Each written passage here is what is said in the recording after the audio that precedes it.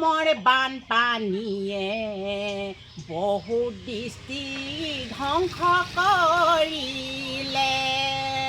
Sivasagar district, Titabar district, বহুত গাঁও ধ্বংস পানীয়ে কৰিলে। বানপানী সোঁতে ঘৰ দুৱাৰ ভাঙি চুৰমাৰ কৰিলে। সৰু সৰু ল'ৰা ছোৱালীবোৰে খাবলৈ নেপায়, শুবলৈ নাপায়, বহুত কান্দি কাটি মৰিছে। সকলো ৰাইজে ঘৰৰ ভিতৰত থাকিব নোৱাৰি হাই ঐ হাই, শিবিৰ পাতি আছে ঐ, ভাবিলে ঐ দুখ লাগি যায়। সেই ডিষ্ট্ৰিক্টৰ শিৱসাগৰ ডিষ্ট্ৰিক্টত বহুত পানীৰ সোঁতত বহুত নষ্ট কৰিলে। অসমবাসী ৰাইজে বহুত সহায় জনাইছে, তথাপিতো খাবলৈ নাপায়, শুবলৈ নাপায়, কান্দোনত হিয়া ভাঙিছে। হাই ঐ হাই, ভাবিলে দুখ লাগি যায়।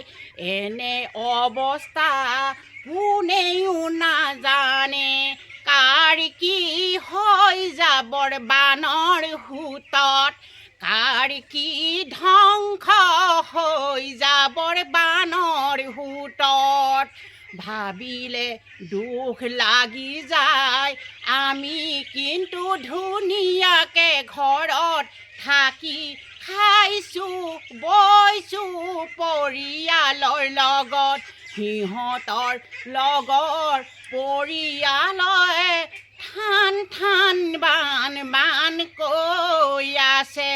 ঘৰৰ 4টি পৰিয়ালৰ 3টি পৰিয়ালক 2-3টা সোঁতেৰে লৈ গৈছে।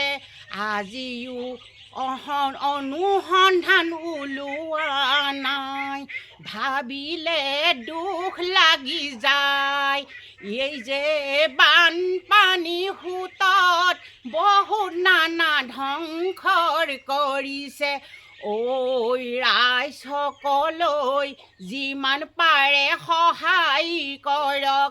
হিমন্ত বিশ্ব শৰ্মাদেৱ মুখ্যমন্ত্ৰী হৈ সেইসকলক বানৰ সোঁতত যিসকল হাহাকাৰ কৰিছে, শিবিৰ পাতি আছে, সেইসকলক হিমন্তৰ মামাই সহায় জনাক, কাতৰে অনুৰোধ কৰিছোঁ। হিমন্তৰ বিশ্ব শৰ্মা মুখ্যমন্ত্ৰী দেৱ সেইসকলক সহায় জনাক, সেইসকলক সহায় জনাক। নমস্কাৰ।